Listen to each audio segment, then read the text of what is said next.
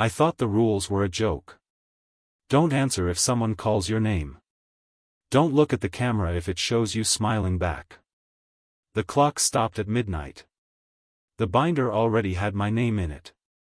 And when the man behind me stopped smiling, I learned the night shift doesn't end. It keeps a part of you. I took the job because I needed quiet. The listing promised solitude, steady pay, and a desk where nothing ever happened. Security attendant, overnight, at a municipal records building that had been condemned once and reopened twice. The man who interviewed me never smiled. He slid a single page across the desk and said, "Read this before your first shift. Memorize it." I laughed, because it looked like a joke someone would tape to a break room fridge. It was titled Rules of the Night Shift. I remember the paper felt warm, as if it had been printed and reprinted so many times it retained heat. The ink was slightly blurred, like it had been smudged by damp fingers. I skimmed it, careless, already thinking about the paycheck. Rule 1, do not arrive early. Do not arrive late. If you hear knocking before your shift begins, do not answer. I arrived on time. I wish I could say that mattered. The building sat between a closed courthouse and a park no one used after dusk.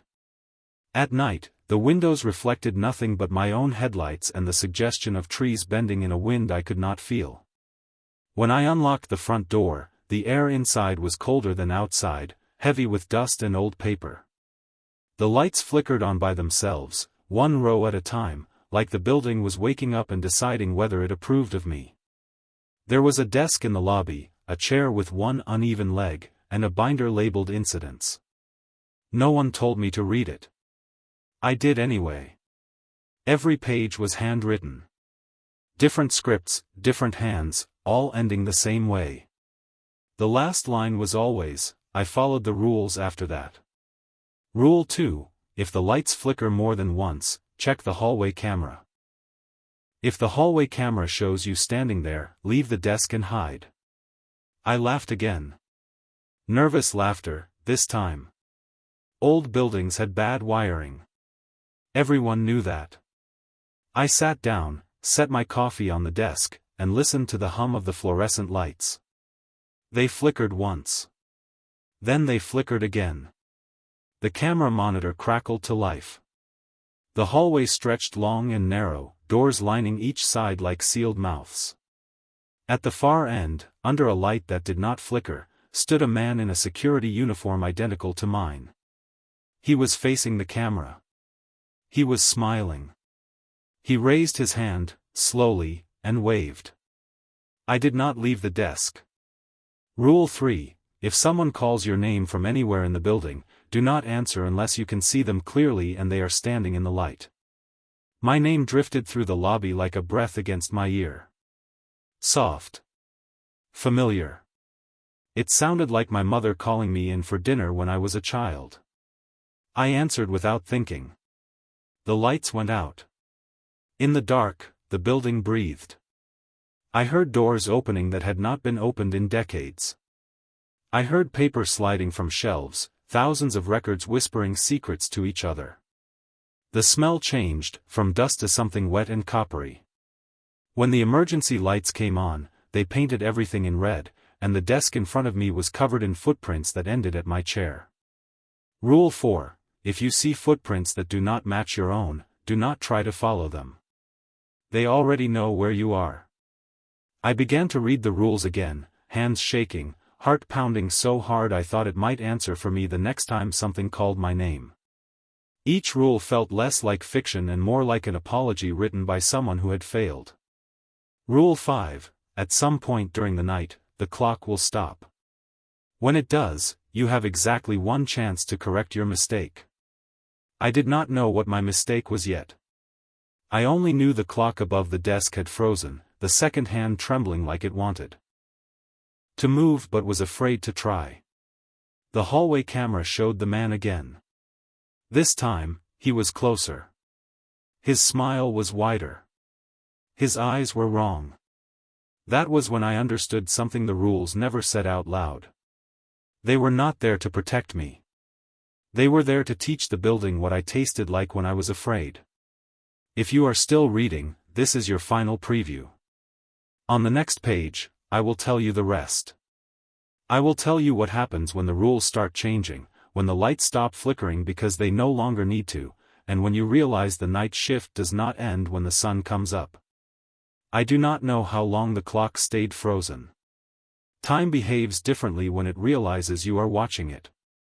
The red emergency lights pulsed like a dying heartbeat, and with every pulse the man on the camera moved closer without ever taking a step.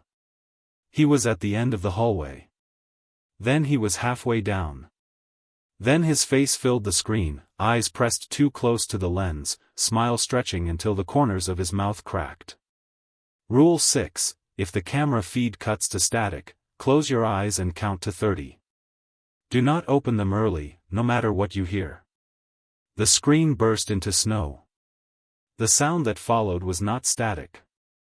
It was breathing. Wet, excited breathing, right behind my chair. I squeezed my eyes shut and counted.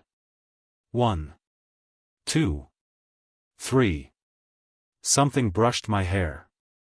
4, 5, 6. Fingers traced the back of my neck, testing. 7, 8, 9. A voice leaned close to my ear and whispered my name again, this time wrong, stretched and bent like it was learning how to say it. 10, 11, 12. I felt teeth graze my skin. 13, 14, 15. I wanted to scream. I wanted to beg. I counted. When I reached 30, the breathing stopped. The lights came back on all at once. White. Harsh. Honest, or pretending to be. The lobby looked normal again, except for the incidents binder, which was now open to a blank page. A pen rested on top of it, uncapped. Ink already bleeding into the paper as if it was impatient. Rule 7, if the binder opens by itself, write down everything you remember. Do not lie. The building knows the difference. I wrote. I wrote about the man on the camera. I wrote about the voice that knew my name. I wrote about the rules I had already broken without understanding them. With every sentence, the room felt lighter, like it was exhaling something it had been holding in for years. When I finished, the page filled itself beneath my words with names. Dozens of them. Hundreds. Different handwriting, same fear. Some names were scratched out so hard the paper tore. Mine was already there. Rule 8, if you see your name in the binder, you are not the first you. Decide which one you are going to be. That was when the doors began to open. Not all at once. One by one, down the hallway, each accompanied by the slow creak of hinges that had forgotten how to move. From inside the rooms came sounds of offices still pretending to function. Phones ringing with no one to answer. Printers coughing up paper covered in symbols that hurt to look at. Filing cabinets slamming shut in applause. Figures stepped into the hall. Some wore security uniforms like mine. Some wore street clothes from different decades. Some wore nothing at all except expressions frozen in the moment they realized the rules were not suggestions. They did not look at me. They looked at the man standing behind me. I saw him then, reflected in the dark glass of the front door. He stood close enough that I could feel the cold radiating from him. He was not smiling anymore. He was disappointed. Rule 9, when he stops smiling, you must leave something behind. I understood what the binder meant. I understood why the rules felt like apologies. Everyone who survived did so by leaving pieces of themselves to keep the night satisfied. Names. Memories. Time. I thought about my life outside the building, how thin it already felt, how easily the night had reached into it. The clock above the desk ticked once. The second hand moved. Time was offering me my one chance. Rule 10, you cannot leave empty-handed, but you also cannot leave whole. I grabbed the pen and wrote my name again, slower this time. I wrote it the way my mother used to say it, full of warmth and recognition. As soon as the ink dried, something tore inside my chest, sharp and final. I gasped, and the man behind me screamed, a sound of pure rage and hunger. The front door unlocked itself. I ran. The cold vanished as soon as I crossed the threshold, replaced by the damp night air and the distant sound of traffic. Behind me, the building went dark, every window black, every secret sealed. The clock inside began to tick normally again, counting seconds that no longer belonged to me. I never went back. I quit the next morning with a message left on an answering machine that was no longer plugged in. Sometimes, when I wake up in the middle of the night, I cannot remember my own name right away. Sometimes I see myself on security cameras in places I have never been, standing in the dark, smiling at someone who thinks the rules are a joke. That is why I am writing this now. If you are starting the night shift soon and someone hands you a list of rules, memorize them. Follow them. And when the binder opens, make sure you know what you are willing to leave behind. Because the night always collects its payment, and it prefers those who believe they will survive unchanged.